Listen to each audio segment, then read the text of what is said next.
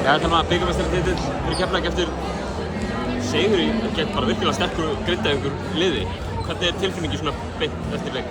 Bara ótrúlega góð. Við vissum komandi inn í hérna leika að þetta myndi vera erfitt og við myndum þurfa að spila alla 40 mínúturnar. Þær eru með það gátt lið að ef maður slakar á í 30 sekúndur þá er maður bara í veseni og mér fannst það bara að gera vel í dag. Erfitt að eiga við miðherrar eins og Fari Abdi og Abbi Bíman er frábær leikmaður. Hvað þurftu að gera til þess að stoppa þessu?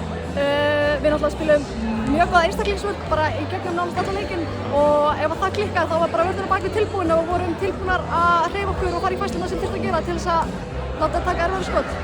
Byrjunarlið gott í þessu leik en fengur rosa orku inn á dekkinu og Sofía kemur inn og Anna Lára kemur inn á með rosa orku.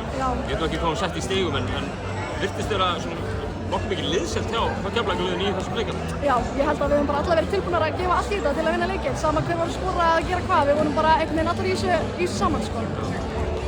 Þá er það svo stóri sem er eftir.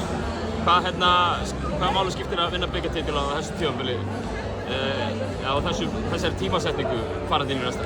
Það gefur náttúrulega auka búst sko, við erum búin að vera í smá brasi í deildinni, sérstaklega svona eftir áramót og en mér finnst bara að vera stígandi í liðin okkar og það er bara upp á við hérna frá sko.